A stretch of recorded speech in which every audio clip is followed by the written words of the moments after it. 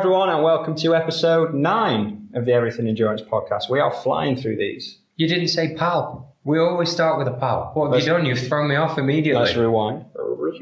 Pal! Pal! There we go. Can't break tradition. It was hard. The last episode, I didn't have you, so I couldn't. It felt wrong. Yeah, felt wrong. No, I understand. You're just saying it's just habit then, isn't it? It doesn't mean anything. Yeah. But how are you doing? Jungle plate is just as full as mine at the minute. Yeah, I'm trying not to think about it now. We're not sleeping anymore. It's just jungle everywhere you turn. Yeah, so we're nearly there, though, mate. 2 weeks out. And it's going to be worth it. Yeah, and I will also explain to the listeners that just like the last episode, I do have my dog in the room. So if you hear the odd pine or grumble, we haven't got any kind of dodgy dealings here. We've not got anyone taped up. It did look like I taped you up in the last episode and just put you in the corner of the room because there was the odd grumble. Oh, just kind of muffled grunts of me in the corner. Yeah, wanting to ask questions. It is the dog.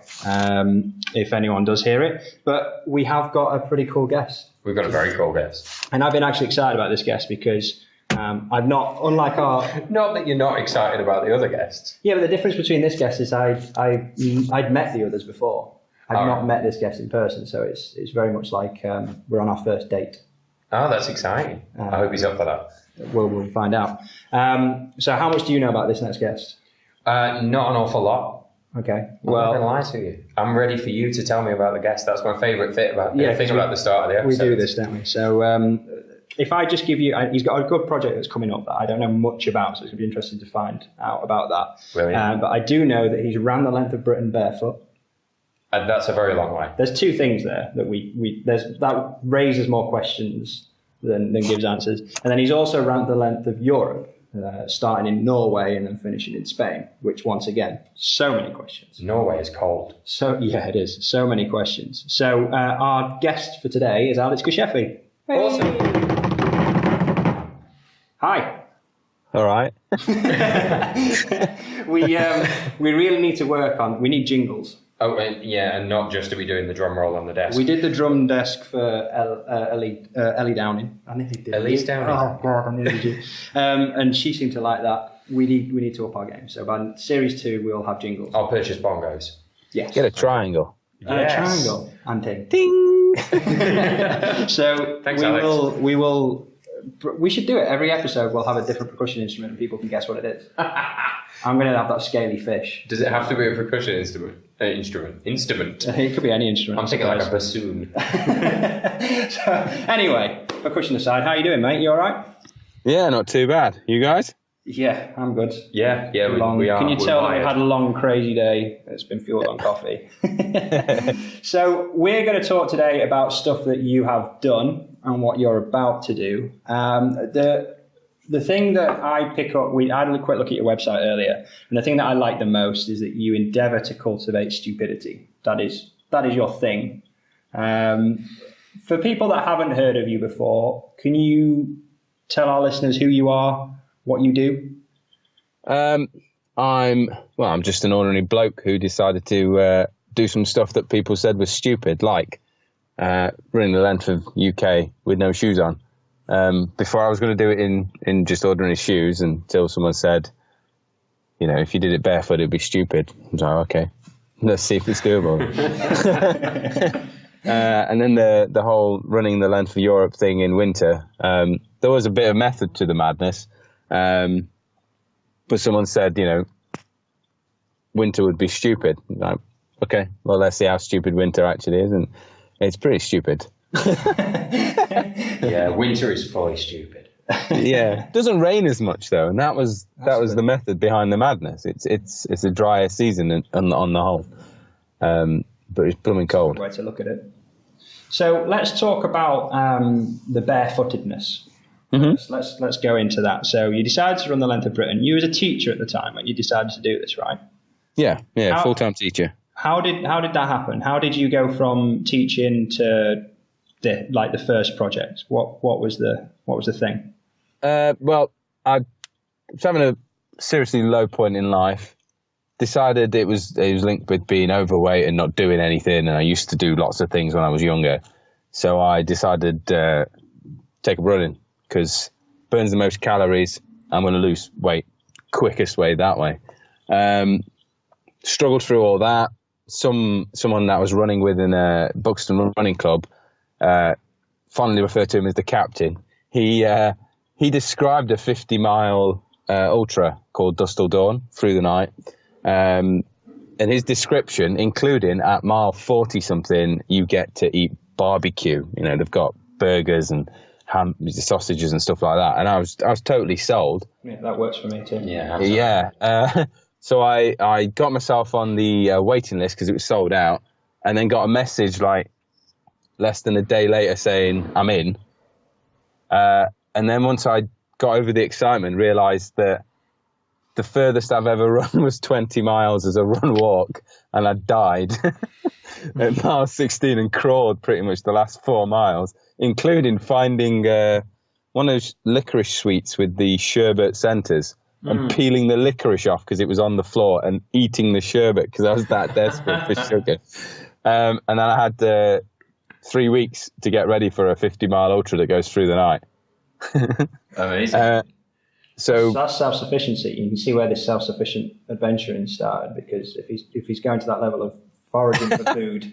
Excellent amateur foraging skills. Yeah, it was urban as well. It was urban foraging. Urban foraging is amongst the most dangerous forms of foraging. Indeed. Then I got into a couple more ultras and seemed to finish them and go, well, this is quite cool. Taking a bunch of kids to Ghana as a school trip to help another school, and they desperately wanted to raise money for this water harvesting system, which was going to cost about $2,000, including installation and stuff like that. So I asked on Facebook what I should do. A friend suggested sell raffle tickets at £1 a go, and each raffle ticket is a hill rep. Oh, which sounded genius. So I went, awesome. So I set up this thing called Man versus Tickets in the school, and I think I raised 600 and something quid. It was nearly 700 quid before I said, I can't, you're welcome to donate, but I need to start organising the actual running up and down this hill. Picked a slope in Buxton called The Slopes, imaginatively, which I measured as a 0.1 mile loop with 18 feet of climb. So I knew where Mount Fuji was roughly in terms of runs. And then in the morning, I set off at 4 o'clock with some amazing local runners and some of the parents of the kids. And I just started doing these loops up and down the same hill repeatedly. 652 later, I'd ran 75 miles. And I think you can work out where I went wrong. Yeah, there's some calculation errors there of distance. Yeah. It's a classic science thing. Never do an experiment just once. Yeah. You should do at least 3. Well, the loop was longer than it should have been. I'd never done anything like that, and running loops that are that short is really disorientating. I think I have no idea how long it was. But I ran down to the start, running past the person keeping count, looked at him, expected him to, tell me that I've done 10, 15 laps. And he just kind of looked at me and went, you've done 3, dude. Oh, man. So destroyed. I think I got close to being hypernutremic because I've gained loads of weight. I gained 7 pounds in that 23 hours. And it took me 4 or 5 days to get back to normal weight, which was crazy. I felt totally dead. I ruined 1 pair of shoes. And while I was doing that, I thought I'd like to do, if I do anything similar, I'd like to go from A to B. As opposed, I want to see stuff because this is just really stupid. And that was kind of it. Land's End to John O'Groats was already in my head. The barefoot thing came from me not feeling efficient and doing research and finding this, natural running, barefoot running thing. So I thought I'd try it. Wasted a fortune on barefoot transition shoes all the way through to the barefoot ones, and then decided, what, it's costing me too much. I'll take the shoes off and see what happens. And it was quite good running, barefoot or in loon sandals as well, which is what I tend to run in now. Yeah, I know a couple of guys that swear by them. That surely must have been a tough transition, though, going just to barefoot. Right? Buxton's pretty green, I suppose. But yeah, there's still a lot of road and things like that around, isn't there? Yeah, there is. I tend to do most of my training on Mam Tor and the sort of the Edel Skyline race route. Yeah, me too. So you got Mam Tor, Kid. You've got all those bits. So that's where I did most of my training. I'd only done like maybe 2 miles of fully barefoot. And then I decided, if I'm going to do Land's End John O'Groats, if I am going to do it barefoot, I'll put it on the internet and then I have to do it. I've got no choice. I think I did 2 10-mile runs and then ran Edel Skyline Fell Race 2 years ago. But the transition side of things, it wasn't anything, fancy for me because I'd only really just started running. I'd only been running 2 years when I started transitioning to barefoot running, and then 3 years when I started Land's End John O'Groats. Okay, so that's pretty quick. Yeah. So it kind of shows you like how insane the human body is if you just, learn to slow down I think was the key, because I'm not a fast runner. Yeah. I tend to avoid running anything particularly quick unless it's downhill, in which case it's illegal if you don't. Yeah. But surely, did you suffer from things like cuts and bruises and things like that? Obviously, there must have been some kind of bruising and swelling even when you're taking it steady. I've tried a few barefoot runs and it feels really freeing and great, but then just little nicks on where you hit rocks and stones and stuff tend to put me back a bit. Yeah, I bruised my feet a few times wearing really minimalist shoes like the Vivo 5-finger things, them horrible, nasty things that end up smelling disgraceful after like a week. I had some really thin ones of those. There was something like 3.5 mil in terms of thickness of the shoe itself. And I ran through a puddle in a fell race, and there was a rock hidden in the puddle, and it got me on the arch of my foot. Ow. But what I basically learnt was how to move on different surfaces. So if you step on something that is sharp, you just relax the entire leg and collapse onto it, so that you've not got the same amount of force going into that foot, and then you can swap feet. So it hurts a little bit, but it doesn't, you don't end up with the bruising and stuff like that. Yeah. Cool. I did get 2 beautiful blisters underneath at the base of my big toes from my lunar sandals. First time I ever wore lunar sandals. But then 2 weeks later, with the blisters still not healed, like the skin had totally come off, they'd burst, they bled everywhere. Nice. I did run Edel Skyline with no shoes on, and I tried to tape up my toes, but that didn't last more than the first climb. And it didn't actually do any more damage to them, which was amazing. I got numb feet and 2 massive blisters under the balls of my feet when I did Edel Skyline, mainly because my feet got so cold. There's a slab section, and as soon as I hit that slab section, I couldn't feel my feet, so I kind of beat them up on that section. I know exactly what you mean. It's so exposed up there. We're both we're both nodding in agreement because we do a lot of our training miles there as well, so we know the slabs. Yeah, well, it was crazy and quite funny. Not funny for the people that needed MRT coming out, but they had 7 MRT call-outs that year, and loads of people with hypothermia. And there's some idiot wearing a bobble hat, all his gear, waterproofs, extra layers, all that's on, but he's not got any shoes on, running round the course, and ends up finishing like, ta-da! That was quite epic. But then after that, it was a case of, what do you do next? You've just you've done that. You're going to do Land's End John O'Groats, which was quite tough, especially the fact that I'd never really done anything to that extent and done any sort of multi-day running or wild camping. So that was like a baptism of fire. And then afterwards it was, what do you do next? Someone showed me the E1 trail, which runs from top to bottom. And the idea of running top to bottom of Europe seemed to appeal, because I'd looked at America, I'd looked at Africa, and it was all sort of, well, people do these continents a lot. And then looked at Europe and went, oh, bugger, no one's done Europe before. Why not? It's there. It's, it's right on our doorstep. Yeah, no one's had a go. But then later, sort of about a month, maybe 3 weeks before I left to do this E1 trail, I realised that actually where it leads isn't the furthest point south, because I zoomed in on a map on Google and found the teardrop at the base of Spain and went, oh shit, all my planning's for this thing. I've told everyone I'm doing this thing. I've raised money based on this thing. Oh, I know. Well, I'll do this thing. I won't tell anyone because I'll look stupid otherwise. And I'll, when I get to the end of the E1 in Sicily, I'll get somehow across to Spain, and then I'll run the last bit, so that I can, tag the continent and say, nice one, I've done most north to most south. Sorted. It's probably in hindsight the stupidest thing I've ever done, because it made it more difficult. Well, it's not part of the adventure, isn't it? And so, so barefoot is now a thing permanently for you.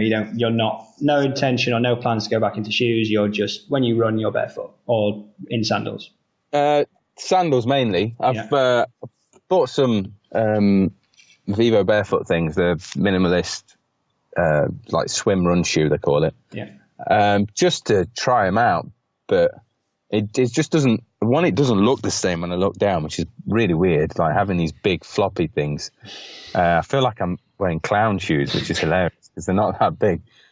But I think sandals is the way I run. And when the sandals aren't working, for example, if it's really muddy and you're getting mud between foot and sandal and it's slipping all over the show, I'll just take the sandals off, and it just works for me. It's become normal. Yeah, it's an interesting debate to have with people. On a lot of ultra runners go the opposite way, don't they? And they go into the Hokas and they look like platform boots. And, there's the argument either side, I suppose. But it's finding what you're comfortable with, and you've obviously got this nailed on. You classic example of making the most of this minimalist running, and he's covered quite the distance doing it. Yeah, and I'm guessing that you've got less injuries now as a result of it because you found what works for you. Yeah, I mean, I've still got injured. I got injured on LEJOG. I ended up smacking the top of one foot, not sorting it out, compensating and getting Achilles tendonitis on the opposite foot.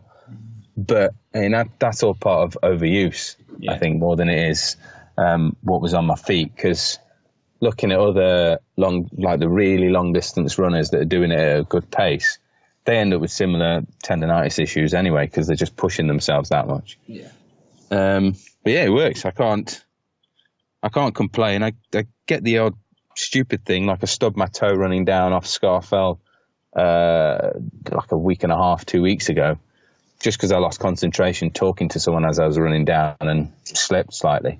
But it's obviously not a massive hindrance because I ran up Skiddaw the day after. When I say run, I mean I walked up Skiddaw. Nobody runs up hills. I know. Whenever I'm saying run, I know it's a catch-all term for whatever pace I happen to be moving at that time. Yeah. As long as I finish faster than someone walking, I don't mind.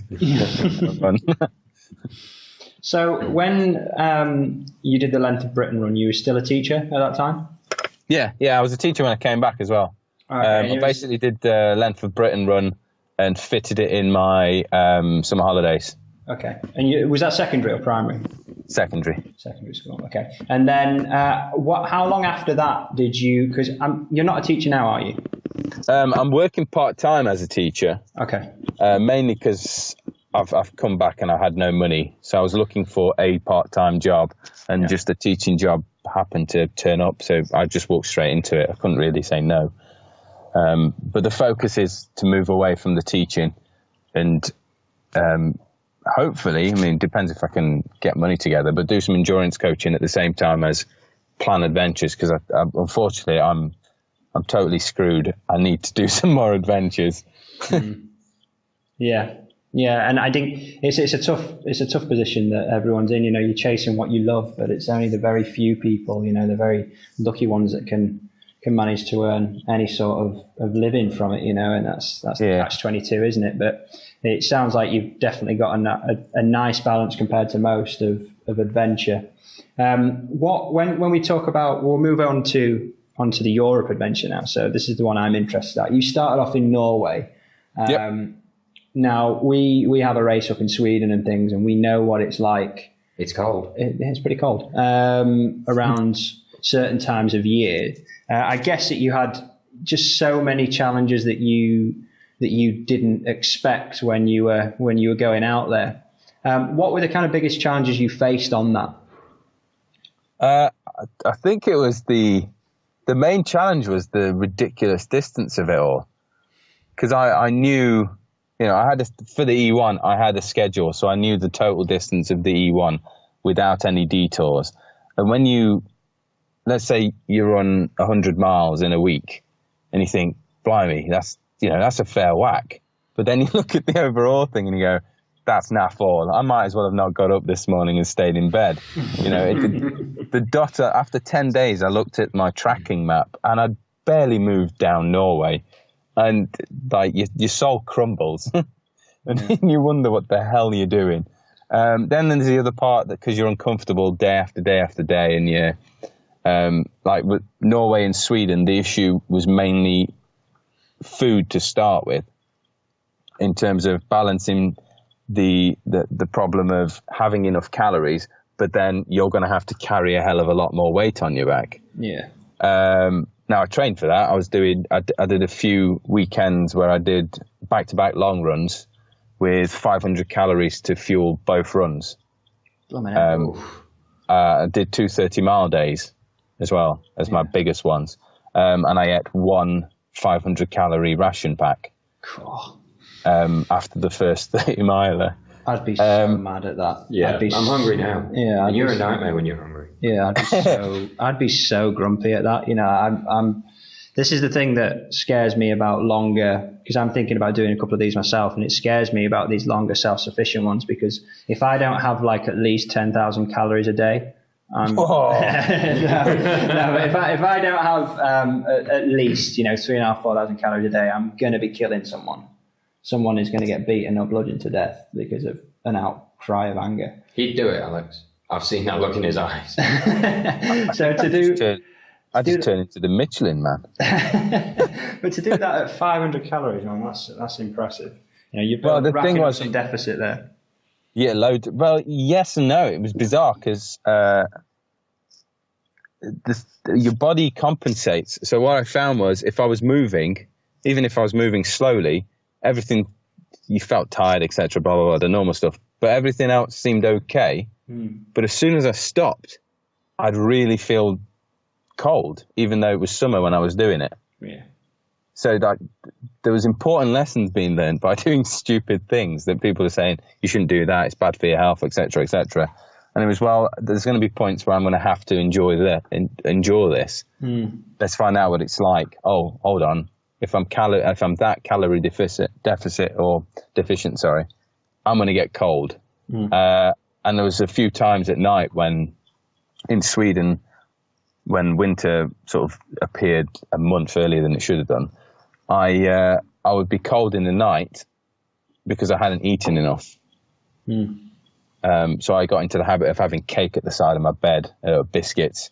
I bought blocks of coconut butter or coconut oil that they sell there, just like you would buy a block of butter, and I just eat pure coconut oil just to up my calories. Yeah, nice. Love it. Yeah, it's lovely. It's just like chewing on a candle. It's beautiful. With a slight repeating of coconut every now and again when you burp. Not that we recommend going out and chewing on candles, just for anyone who is listening to this for sort of ultra nutrition tips. Yeah. Put the candles down, guys. It might work. You get people going into Body Shop and start treating it as a tapas. You know what? Those Yankee candles smell nice. Presumably they taste good as well. Olive oil body butter. Kashefi told me to. So yeah, don't eat candles, guys. That's one bit of advice we can give you today. So calorie deficiency, always a problem with multi-stage, especially when you're being self-sufficient. What about when you started feeling stronger? So your body starts to adapt after all those kind of tired miles. Were there challenges ever with like navigation? Any kind of challenges with places to stay, you know, all those little logistical things that can screw your day up as well. Yeah, the nice thing with Norway and Sweden was that you could pretty much camp anywhere. Yeah, they have as long right as to roam there, don't they? Yeah, there's a few rules that you need to stick to, and don't be stupid with where you're camping. But generally, it wasn't too bad. There, the issue was as they got further down, Sweden became the cold. And at one point, I shot from a nice straight line to my first drop bag, and added, I think I added something like 200k on, just so I could get to the coast, because the temperatures at the coast were warmer when I was checking weather, when I had signal. In terms of sleeping, once you hit Denmark, starts to get a bit more difficult. Although you can get away with it if you're quick, you know, set up late, leave early. Germany started to become interesting. Northern Germany has the most incredible bus shelters. They're like houses. So a lot of times I'd find a bus shelter that just happened to be positioned so that the inside was in the shade, and I'd just get in and I'd go to sleep. Slept under a bridge, which was quite cool. Felt like a troll. Lovely. At about sort of 11, 12 in the morning, or at night, sorry, I had this dude on a moped drive by with some really bad reggae music on. And then I don't know how many hours later, it must have been 3-4 hours later, he went back the other way with the same tunes on, which was hilarious. It's like, oh, for fuck's sake, this guy's like, you could have at least changed the song. And then when France became similar, although France, the area I was in, it wasn't too difficult, and the attitude of the French is slightly more lax to wild camping. So a lot of the times I was sleeping in the same nordist tent from Abisko in Sweden, all the way down to Tarifa, the very south of Spain and Europe. Spain was crazy because they had massive problems where when the economy crashed. So there's loads of par-built factories and hotels and abandoned buildings and old abandoned farmsteads. So whenever I could, I'd get into these little buildings where there's shelter, and I didn't have to pitch my tent. I'd just go to sleep in them. It was a strange way of living in terms of your... did it self-sufficient, you know, you really took the adventure on, didn't you, by the sounds of it, you know. Yeah. The tent by Nordisk, was it the 400 grammer? Is it the Loft? What's it called? No, it was the Telemark, because the Lofferton wasn't available then. It was, right. Well, it was. I'm guessing it was pre-production models. Yeah. But I bought, basically a friend got in touch with them. I managed to get a discounted one sent to Abisko. Yeah. Where I nearly went crazy because I was waiting for 14 days for a new tent to arrive, because UPS stands for well, whatever acronym that ends with shit that you can utter pile of. That was quite pleasant, that version. Because my first tent broke before I even set off from Nordkap.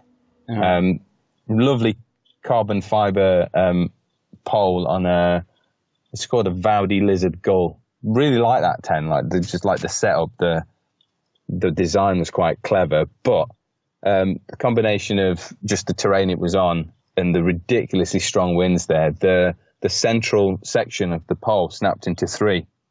So even with the repair tube, I couldn't actually get a tent that was usable in the conditions I was expecting.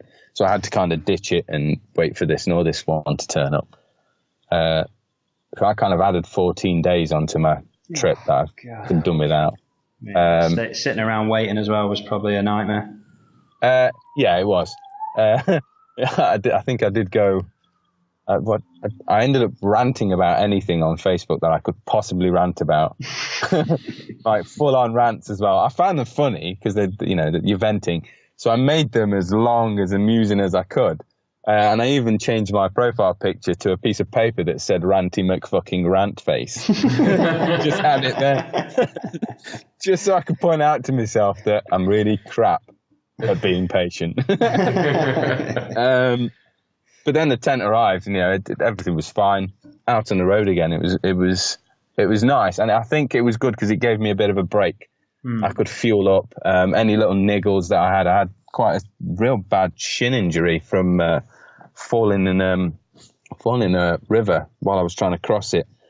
And, I couldn't walk for a day. I was, relying on a stick, getting really quite cheesed off, having that battle with yourself of pressing the SOS button on the tracker or not pressing it, and knowing that even if you press it, someone's going to have to pop out into the middle of nowhere and actually find you.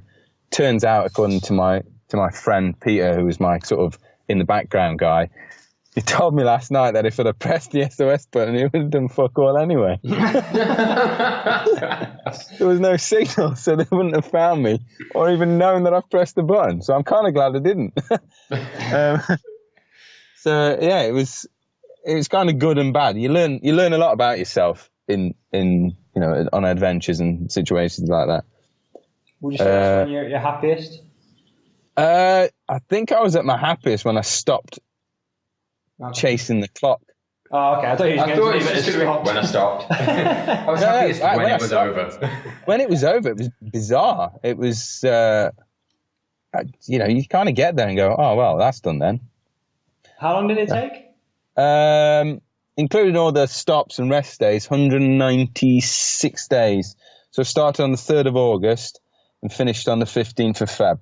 It's a considerable amount of time to essentially sleep rough, isn't it? You become adjusted to that kind of lifestyle, and it's weird coming back, I suppose.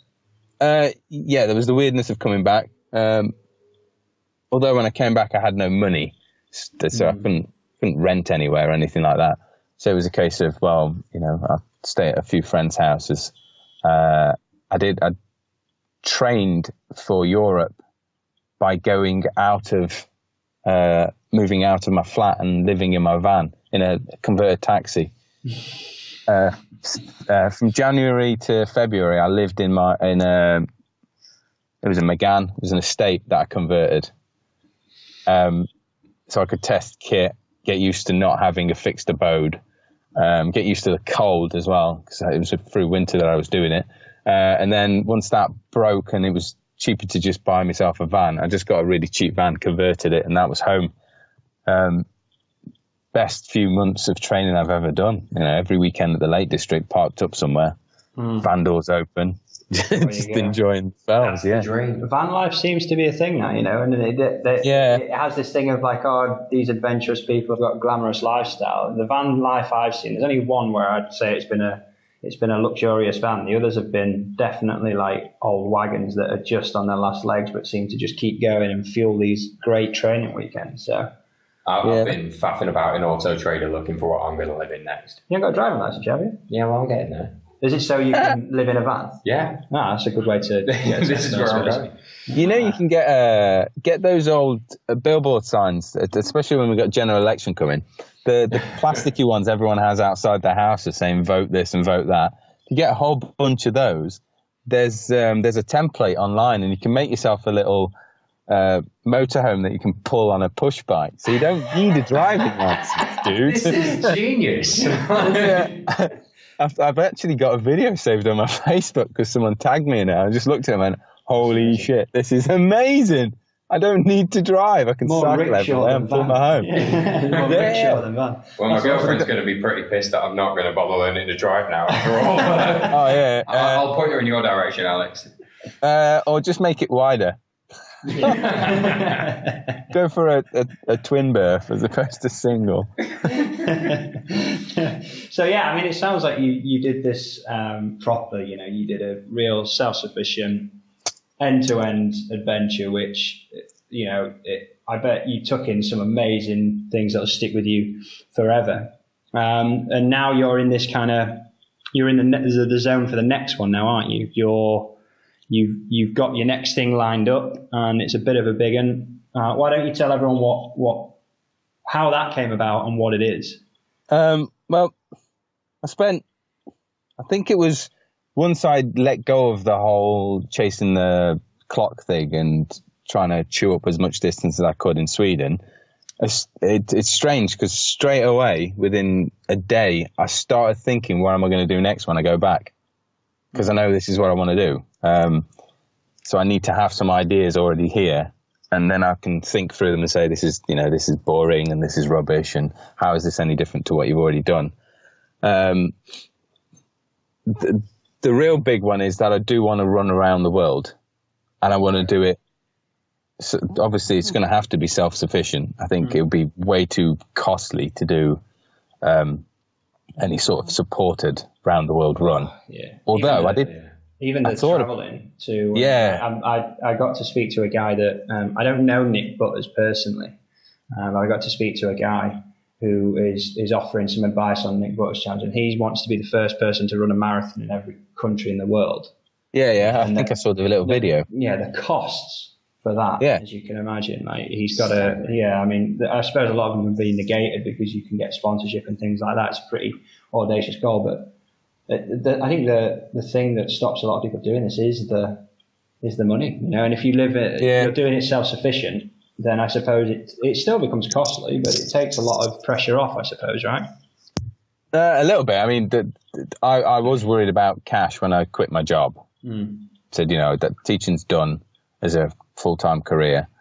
This is what I want to do. I'm going to go off, partly in a way as well, to prove a point to the students that I taught, that you shouldn't really be scared of getting things wrong or things going wrong, because the chances are they might not. Because a lot of the questions I was getting from the kids were, where are you going to sleep? How are you going to find food? What happens if... One of them was, what happens if you get mugged and someone nicks your passport? Can happen. What? That happened to that dude in Canada, didn't it? Yeah. The thing is, generally you sort it out. Yeah.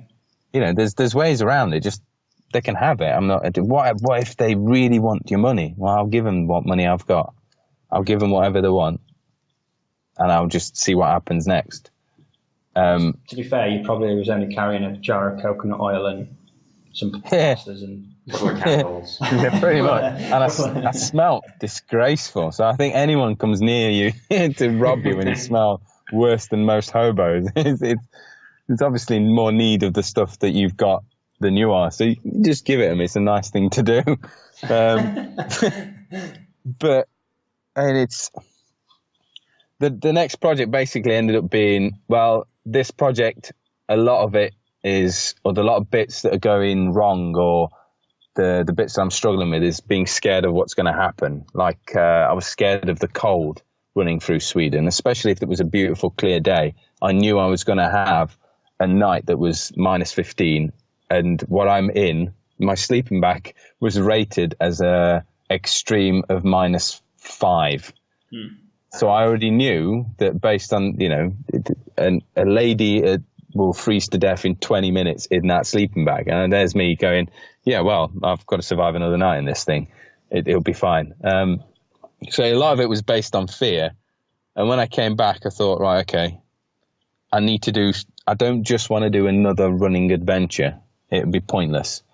I've done Land's End John O'Groats. I've done a continent. Okay, not the biggest continent on the planet, but I've done a continent. It's fairly big, mate. It's fairly big, but when you look at Africa, it's like a pea compared to a melon. Pretty big as well. Yeah, Africa would take you nearly a year to run top to bottom. Which is, yeah, exactly. You can, if someone can run around the world in 2 years, the length of Africa is stupid in comparison. But I basically went, right, so the running thing started as something that I'd never even thought I'd do.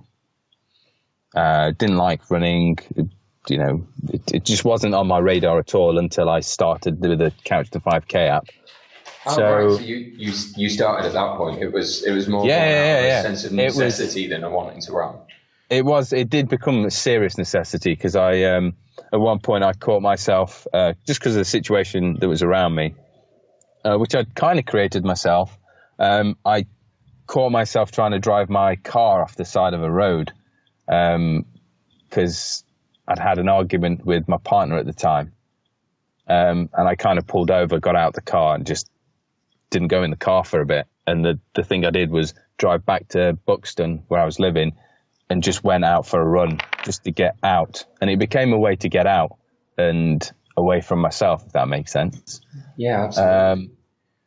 So it was a necessity. Then it changed and it became something I did because I felt like I was being more myself when I was running and I was out. You know, all those social constraints seemed to be gone, so I could just be me. So now I got back and I thought, well, the one thing that's scared the life out of me, or I've just sat there complete gobsmacked and unable to comprehend it or even imagine it, is weirdly Sean Conway's swim from Land's End to John O'Groats. Yeah. Just any swim in open water blows my head completely to shreds. But the fact that someone got in the sea and swam from one end of the country to the other, it just makes no sense.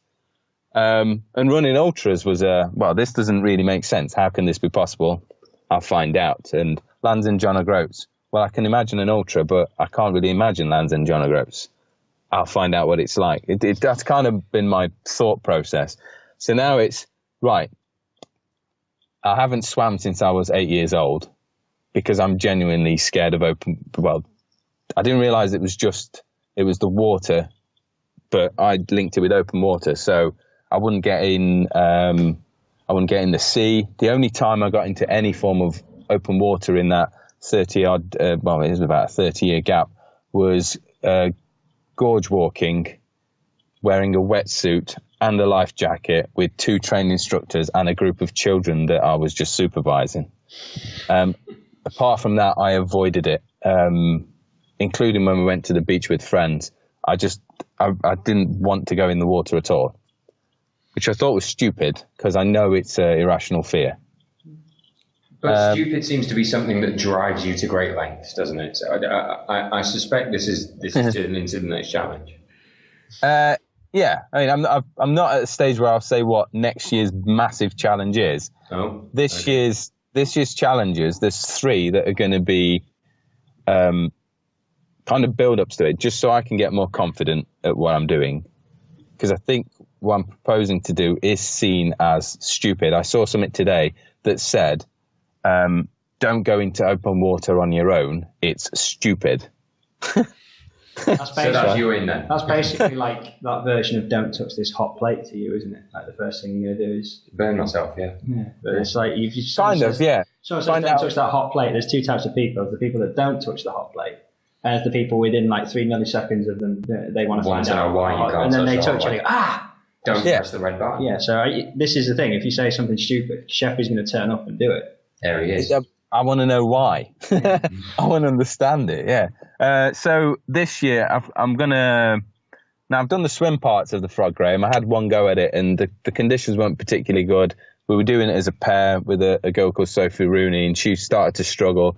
So she was going to quit anyway, and instead of quitting, letting her go off on her own thing, it seemed wrong to do that. So I quit as well for the runs, but I did basically say, I'm going to stop the run, but we're going to do the swims. I need to do this. I need to swim across these lakes, even though my best open water swim stroke is breaststroke. And I've got to swim a good 3.5K of different lakes with breaststroke. And I got in the lakes and I did swim across them. The only one that was okay was the last one, Buttermere, because it was the shortest and I'd done 3 already. But so that's going to be done. I've got a ridiculous version of the 3 peaks that I want to do, which is the UK 3 peaks, run up Ben Nevis, run down, obviously it's all self-supported, run down to Scarfell Pike, over Scarfell Pike to Barrow-on-Furness, and then from Barrow-on-Furness, cut the bay by swimming across it, and then swim to Bangor, get out, and then run to Snowdon, which is only a 14-mile run from Bangor. Yeah. Oh, yeah. Easy. Great. It's easy. Boom. Just got to swim 110 miles-ish. You're going to be bricking it right up until that point, aren't you? No matter how much training you have, you're going to be like, I'll just take my time today because we're going to get closer to Barrow-on-Furness. I think I'll be pretty much the same though, because I'm not a strong swimmer. I only started. I can just about keep my head up, and I think I'd be. I bet that's the difference between me and you. I don't particularly like open water, and I'm not willing to address that. There's not this kind of. It's like, oh, okay, yeah, I'll learn how to survive, but I don't want to. I'm not particularly keen on doing swimming every Bay and Sean Conway style, like. Because speaking to Sean about it, we've already recorded with Sean for the last episode of the series, and it's amazing how little preparation he did for that on the whole routine of things. Well, it's crazy. I did some research on him more recently because the research is really kicking in. I'm looking at, I never thought I'd do this, but I'm looking at tidal currents and looking at them over a period of a day to see how they alter, like when are they strongest, when are they weakest, what happens when it switches in terms of the strength of the current. Because I can't find anyone who's done a swim similar to Sean's, but done it where they're coming to shore every day. Like with Sean, he had, as far as I can work out, he had the boat, a support. So he'd get out into the boat and then get back in the next day and go again. Whereas my plan is to not do that. Right. So you'll kind of swim, but kind of swim out and then swim back in again. Yeah, that's cool. And I don't know if this will work, but the idea is to do it as the tide's going out, let's say 3-4 hours before it switches, and then wait for it to switch. So on the next 3 to 5 hours, I'm coming back into shore. It'd be nice to be assisted on that last bit of the swim. Yeah. Yeah. Well, I've got safety for 3 peaks. I'm going to have some safety boats because it's totally unknown. I don't really know what's going to happen. With the running, the training I did was fairly hardcore, like going out and trying to do a winter Bob Graham round in a pair of sandals. And now I absolutely adore the Bob Graham round. I've done every single leg. I've supported loads of different people doing it. I've not actually completed it myself, but I got to leg 3 and realized that actually these are the things I don't know. And the conditions now are so dangerous that I don't want to put other people any further than this. And I'm happy to call it a day because we just, leg 3 was just totally epic. And some running friends, one called Kirsty, a guy called Ode, a guy called Peter, a guy called Simon as well, which was hilarious. Ode had at some point told Kirsty not to take her axe. So we only had one axe between the lot of us, and we're doing grade 3 winter ice climbing up Westwall Traverse to get onto Scarfell. This is after we've done a grade 3 ice climb up to Bowfell, which put me, I think, 10 to either 10 minutes or half an hour behind schedule after I'd gained the 20 minutes I'd lost from not eating properly on leg 2. It took us 3.5 hours nearly to go up Lord's Rake and Westwall Traverse to get to Scarfell itself. Because we were just, basically it was a case of let's just slow the hell down. Friend Simon at the front was cutting steps, and for some reason someone behind me just suddenly went, "Have you seen Touching the Void?" And then we all started going, "Simon," which is not funny. Simon! And he's just there cutting steps, just really slowly cutting one step at a time, stepping in, putting the next one. But it was stuff like that that meant that I was reasonably comfortable with anything, or I knew that I could cope with the fear that would sort of unleash itself on me if anything went wrong while I was doing Norway, Sweden, blah, blah, blah, all those bits. So you kind of get used to the sensation of the fear, so you don't lose control. Whereas with the swimming, I found that I lose control as soon as that fear comes along, or I get panicked. And that's where things normally go wrong in adventures. Someone, panics, stops thinking clearly, and that, you're in trouble. So I think that's my theory, is I'm not going to try and really overcome it. I'm just going to get used to that sensation. Because running down the side of a scree chute or a mountainside that's really technical, you do get scared, but you keep doing it because it's a nice kind of scared. And at the end of the day, you're probably not going to die. Where if you, I don't know. If you, well, yeah, there is obviously the risk of if you can, but not as apparent as swimming. If you stop swimming in the middle of a lake, there's a good chance this is the thing. So I think that's what that's what the obvious fear is, isn't it? It's the fact that you can't just stop when you swim. You know, you can tread water for so long, but when you're running, you can. If you're going down a scree, there is possible ways of you stopping and going, "Oh, that was scary. That's enough." But you haven't got that option, especially if you haven't got a support boat out in the water, have you? So, well, I've been trying a few things. So I've done. They're not particularly long. They won't be anywhere near the sort of Three Peaks scale. But I did do some basically on my own, swim out to the middle of Derwent and then back again, and I swam the 3 islands that are on Derwent water on my own. And I've got to say, the Derwent water island thing, I swam 200 meters and I was on an island panicking that I had to swim to the next island or I had to swim back to shore. I panicked so much that I forgot that my goggles weren't on my eyes when I tried to swim in the next section and ended up losing my goggles in the water. I touched the rocks at the other side and screamed in utter panic, wondering what the hell just hit my hand, until I looked down and went, bloody hell, I can stand up in this water. And I'm so it's stuff like that. It intrigues me that people, like, I've said I don't like running in the past. Well, actually, now I do. So why didn't I like running? Well, I wasn't too good at it. And there was a certain aspect of being scared of being seen running. So, you know, all my early running was done at 4, 5 in the morning or really late at night when it's pitch black and there's nobody out. So I couldn't be seen. And then now with the swimming, I've said I don't like swimming. I've never said I'm scared of getting in that water. I'm sorry, I'm not getting in. I've just gone, no, it's not for me. I don't like it.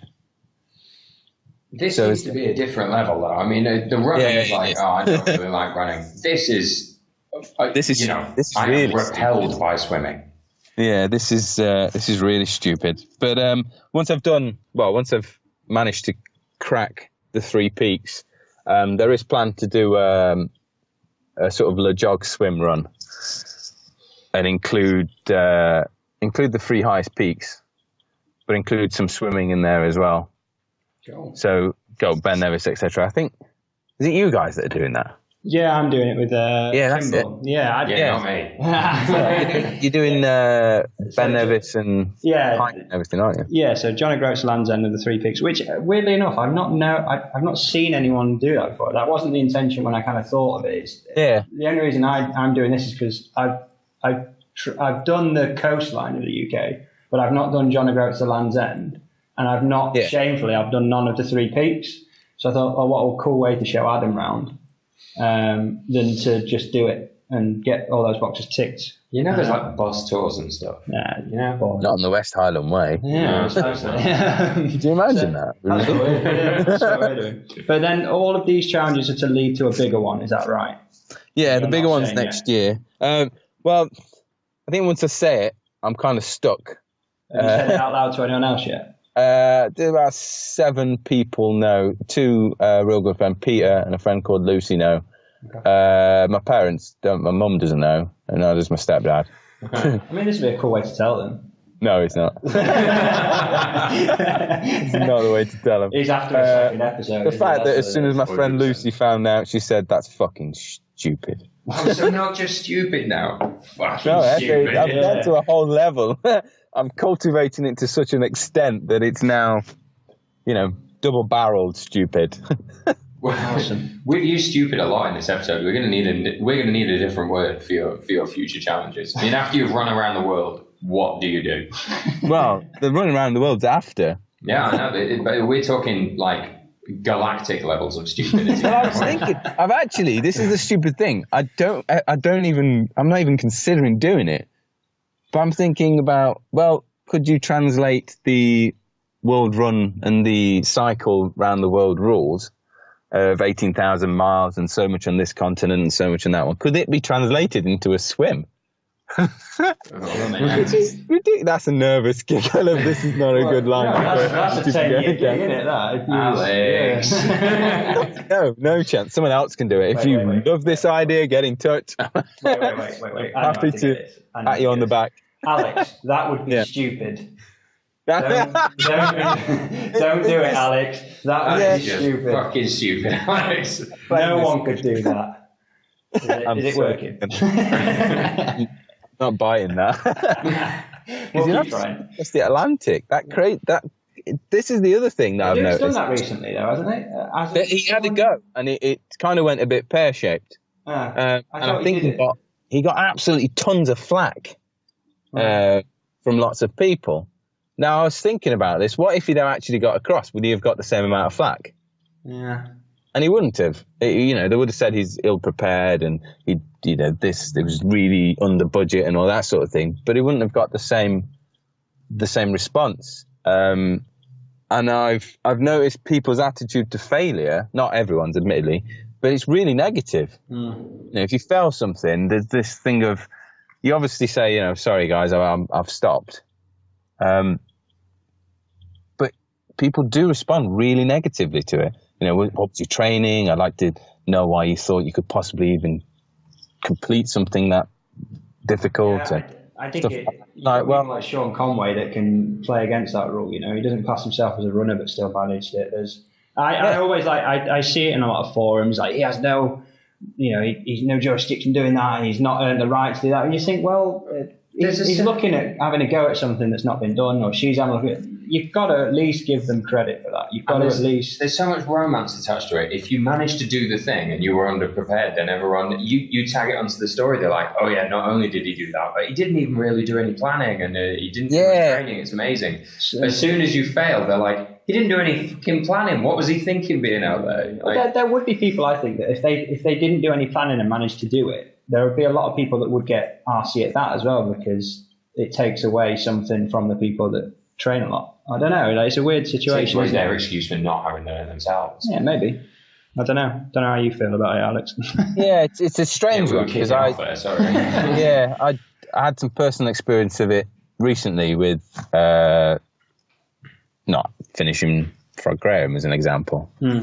And I was sort of thinking, well, actually, I learned quite a lot because I learned that even panicking, I can get across like over a kilometre of lake in the pitch black, having accidentally had a panic attack. Well, I didn't accidentally have a panic attack, but having a panic attack, rolling onto your back, accidentally managing to do a 180 while doing the backstroke and swimming 20 metres in the wrong direction, only to have your support people shout at you, telling you that you've gone the wrong way, and to turn around and have to go an extra 20 metres across the lake.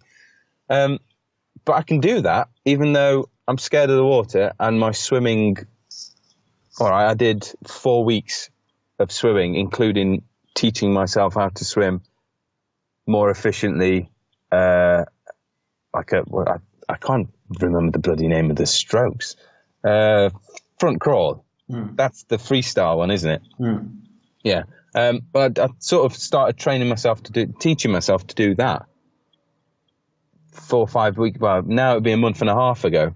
And recently in the pool, I've had people not believe that I've only just kind of learnt to do that over the last month and a half. And it's all from just going in the water and getting more comfortable in the water so I can concentrate on what my body's doing as opposed to panicking because my face is in the water. Yeah. Which, the first time in the swimming pool, it took me 20 minutes to get over the panic of putting my face in the water.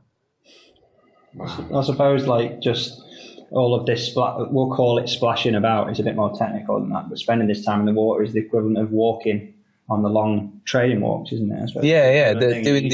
Doing the run walks. Yeah, you're getting that time in the element. You're learning something every time. You don't know maybe what you're learning, but your body's learning how to deal with it, and you just get more comfortable, which is great. Yeah, it's like making fear your friend, isn't it? As opposed to this big obstacle that you've got to overcome. When in reality, I think if you speak to any ultra runner, they're scared of not finishing the race. Oh yeah, and they're scared of things going wrong. Yet they're still doing it. And they're dealing with the problem when it arises, just because they can, you can think clearly. So, well, we'll see what happens. It will be a ridiculously long swim, and it will probably take me 8 to 9 months at least. That's a long time. It's a long time to be in the water. Yeah, you're going to be so wrinkly. Yeah, think how much your fingers will curl up. That would be really weird. I'm going to coat myself in coconut oil. Yeah. Then I can lick myself when I'm low on calories. That is. But I've realised, like, in terms of the challenge, there's so much to this thing. Like, even the eating. Like, suddenly I'm looking at my because I've got a tow float that I can store all my kit in. And if I'm doing it over summer, which 3 peaks I am, I've got enough space in there to store the minimalist kit that I need, or that I know I'll need. But then I've got the problem of, well, how do I store my food so I can eat it while I'm in the water? Because to swim out, to swim back in, to swim back out, to swim back in, to me seems like waste of energy. If you're spending that much time in the water, there's a good chance that you'll adapt to be able to hunt there. Maybe like a seal. That'd be amazing. That's a true point. I'm not sure that is. If you can wild forage a fish. Wild forage a fish. I'd have to do 2. I'm sure Sean Conway got 1 on his self-supported swim. He probably did. He just will have got in his beard. Yeah, he probably caught something. I can remember. No, he cast out a line behind him and swam. And I think he caught a herring. I'm pretty sure I can. I think I read that as well, actually. Yeah, I've seen the video footage of him going, I've got a fish. Like, you got 1 fish. I think you're going to die, dude.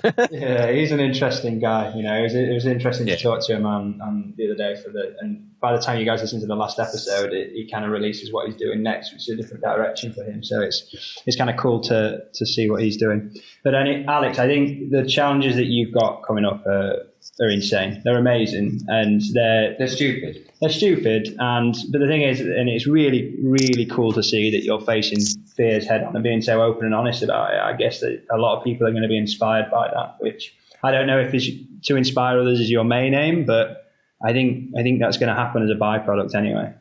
Yeah, I think when I set off for Europe, that was like one of the main aims, and there's 3 sets of questioning. There was, why am I doing this? And then the final bit where I just stopped and went, you know what, I'm just going to do whatever, was how the hell is what I'm doing right now inspiring anybody to do anything? Because, every day was a sufferfest. Because I was basically trying to do, I was trying to be the adventurer that you see on TV. The one that you read a book about, like, he's all gung-ho and rah. And it wasn't me. And I sat down at one point. I think I had 1 sausage left, which I'm glad I stopped because I discovered that the sausages I was eating, I'm supposed to cook as opposed to eat raw. And I only know because I thought I'd fancy one grilled, and it was totally different grilled to what it was like raw. Explain why it was so mushy. I can't read Swedish. It's not my fault. I basically just went, you know what, I've got 1 sausage left. I've still got 50k. There's no way I'm going to run 50k in the time I've got left to get to the next food. I'm going to sit here, dry my kit. I'm going to eat that sausage, and I'm just going to do whatever happens today. I've survived without food for at least 10 or 8 hours in training before I've eaten again. I can do 10 or 8 hours more with the sleep in the middle where I recuperate. And after that, it's basically become, I'm just going to do what I want to do based on some reasons or some experiments that I want to try in terms of like making fear your friend and all that sort of thing, and getting over the swimming thing. If it inspires people, great, because that's kind of why anyone does stuff like this. But the main purpose for me is the adventure, the whole journey of going from holy crap water to ta-da or holy crap water dun dun dun dun dun dun dun dun. Stupid man attempts long swim, gets eaten by an eel. An eel? Yeah, apparently going to swim with my bum, according to my friend. Well, I didn't know that was a thing. That's the last time I get into yeah, I'm now scared of putting my everything in water. Some kind of. So you're going to say of getting your eel out. Definitely not scared of that. Okay, right. So yeah, best of luck with these. We'll be sure to follow you. If people want to follow these adventures, Aleks is all over social. You can find him. It's Aleks with a K as well, isn't it? Aleks. It is, yeah. It's Aleks just Barefoot Aleks on pretty much everything, including the blog. Yeah, so you can find him on there to wish him luck and see how he's getting on with all the challenges coming up. But yeah, thanks for spending some time today with us, no problem. with us, Aleks. All you guys that are listening, once again, thank you for tuning in for another episode. Normally, this is where we would ask you to leave us a review on iTunes or things like that. But today, we're going to ask for something different, Will. Are we now? Yes. I didn't know about this, but okay, what's happening? We're going to do an introduce to your friend system today. It's where if you've listened to a couple of our episodes, if you've like this one, for example, you introduce this podcast to a friend. That's all we're asking you to do, because that way we get to share our stories and share these amazing stories with more people, and it's just better for everyone. We can take over the world. I'm going to get my girlfriend to listen to it. She still hasn't. Oh, okay. So, hi. Hi, Kaz. Hi, I'm coming for you. Well, thanks for listening, everybody. And next episode, we have one of two people. It's either Joey, it's all going to be about OCRs and obstacle racing, or it's going to be Susie Chan. What we're going to talk about. How are we going to decide? Is there going to be like a fight? They're going to fight. Oh, they're going to fight. Okay, brilliant. They're going to fight. So, yeah, once again, thanks, Aleks. We'll speak to you soon, mate. And see everyone soon. Thank you very much. Bye. Bye.